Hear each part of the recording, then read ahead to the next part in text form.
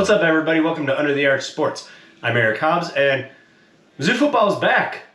For the spring, anyway. Before we get into that, I need you guys to do me a favor. Subscribe to our YouTube channel. Find us on Facebook, Instagram, and on Twitter. All right. Mizzou football, spring practices are here, and quarterback was going to be the top storyline for all this anyway, but that just took it another turn over this past weekend. In case you missed it, Sam Horn, he plays baseball as well as football. He's a pitcher. He left the game, I believe it was on Saturday, with elbow discomfort. They called it a forearm strain. Now, he's not going to play baseball for a few weeks, or pitch anyway, and he's going to be maybe good to go to throw the football by the weekend. So he may actually be okay for a chunk of spring practice. That remains to be seen, but they're optimistic about it. The key there, the motion of throwing a football and throwing a baseball, very different. There's just more torque in throwing a baseball. We're probably going to do a video about the differences between it and why there's a lot of drama here, because frankly, sounds like he's probably having Tommy John surgery if he plays too much more baseball. But, we'll discuss that later. With him being available for part of spring practice, he'll get some reps, presumably. They'll be cautious with it and all that. But first snaps with the first team on Tuesday, that's going to be Jake Garcia. So that'll be a little bit of an advantage for him heading through these spring practices and potentially into fall camp. I think he'll have a little bit more reps. Just given that Sam Horn may miss the first couple practices, and they're going to be careful, let's face it. They're not going to take any chances because it is spring practice. I think Jake Garcia has an advantage over Horn. I would say that if Horn were to miss all of spring ball, you'd have to call Garcia a slight favorite to win the starting job. Because let's face it, Sam Horn does not have that much experience with the first team offense. And yes, there is the off chance that Brady Cook comes off of his shoulder surgery and is much improved. But that doesn't seem like something that anybody inside the program is expecting. So really, I think you're looking at Horn or Garcia. And that's why this injury to Sam Horn is so dramatic and potentially chaotic. Yeah, we'll see what happens. Because really it's them two. And then you're seeing how strong Brady Cook's shoulder is, how accurate it is in the fall. Yeah, we'll see. We need to see what Missouri's offense can do. And if having Jake Garcia or Sam Horn in there with the first team offense, if that gets things going, there's no way of knowing without just seeing reps. And maybe it's enough. Maybe those quarterbacks, just somebody that's not Brady Cook, maybe that's all the difference. And the deep balls are there, and the offense is humming, and everything's great. Maybe it's not.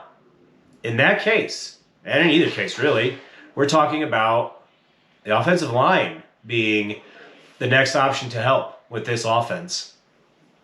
When you look at the 5 offensive line positions, you start at left tackle. Javon Foster pretty much has that nailed down. I'd say he's the only position that's kind of settled. Each of the other 4 up for grabs, and they should be. Considering the quality of offensive line play we've seen out of Missouri, it's not like anybody deserves it, really. Going across the line, Xavier Delgado is the returning starter at left guard.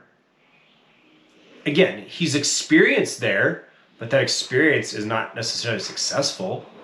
So that's one where I think you're looking at EJ Ndomo-Ogar or Armand Membo at that left guard position, with the other one potentially playing right guard.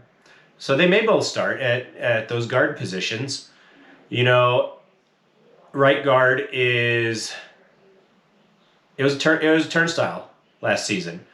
You had Mitchell Walters back there for an extended period. And Dylan Olgar played there for a couple of games, and he was actually decent, but then he got hurt. So it'll be interesting to see how he is coming off that injury. If kind of the quality of line play that he had in the middle of the season, if that's back, if he's improved, yeah, that's key.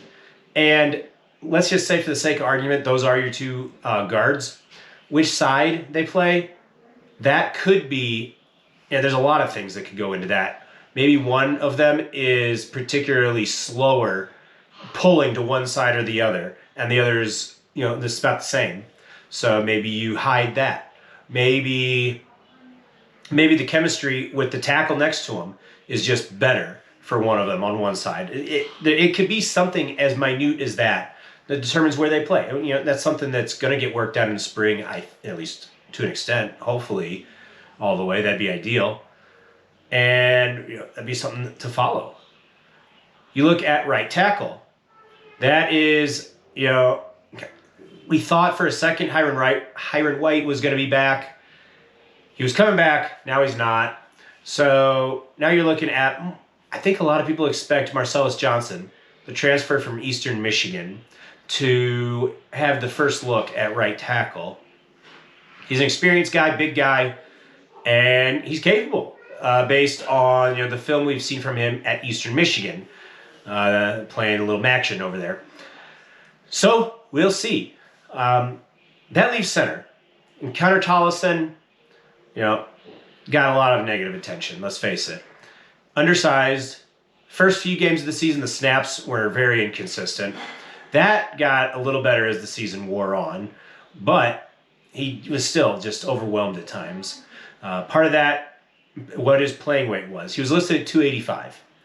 If that 285 is accurate, you still want to see him 25 pounds heavier than that, play about 310. That'd be about ideal in the SEC. And that's if that 285 listed weight is accurate. A lot of times these guys exaggerate. He may have been playing at 280, 275, who knows? And that's simply not big enough. He needs to add a lot more muscle. With Tollison, I think it's worth mentioning also that he was injured in the Gasparilla Bowl, and with it being the end of the season, we just have no idea what that injury was. So if it was any sort of severe, that could have inhibited the weightlifting and strength building, muscle building that he needs to have any chance of being successful. So that could be just a bad break for him. Even if he does that, you may be looking at Ben Spolgar as your center. He's the transfer from Buffalo, transferred in a year ago, but the NCAA somehow found a way to rule him ineligible. I don't know how that happens in this day and age, but that happened. So he had to sit all of last season. Before the season started, it was expected that he would be competing with Tollison and kind of have the leg up going in. So there's a lot of thought that he may be the starter at center this season. When you look at the offensive line, it's kind of revamped, all right? And what I mean by that is that you have Javon Foster returning at left tackle, and the other four positions, you might have four different guys. So, yes, Armand Membo played right tackle. He's probably not playing right tackle this season.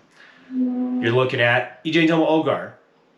Yes, he got to right guard, but he only played like a game and a half before getting hurt. So, going from left to right, Foster, let's say for the sake of argument, Armand Membo, right guard, then Polgar, then Ndomo Ogar, right guard, and then Marcellus Johnson at right tackle. As an overhaul. It's something that is a risk because an offensive line has to be a unit. There has to be a lot of cohesion. They have to work together. And with these guys being all new, that may take some time. But the level of play was so bad that Missouri has no choice but to do this. Just go with this overhaul. You notice so far I've only talked about quarterback and offensive line. And that's honestly because wide receiver, you got to see what the quarterback can do, honestly. And there's talent there. And then you look at defense. The only kind of question you're looking at defensively is a defensive line, specifically D-ends, where they lost 3 defensive ends, namely Isaiah McGuire. Can Arden Walker, Johnny Walker, they're the expected starters. Can they kind of step up and replace them? Can they generate a pass rush? I think that would be the next step for the Missouri defense, is to get consistent pressure on the quarterback with only the front 4 and not having to blitz that much. That's just a luxury that Blake Baker would love to have. We'll see if that comes to fruition. That's really the only question defensively. It's a top 25 unit, I think. We'll see what happens. Spring game is March 18th. We've got, 3 weeks to see what kind of improvement this team has. Keep tuned here to Under the Arch Sports. We'll have more coverage of that. NCAA tournaments coming up. Cardinals are starting.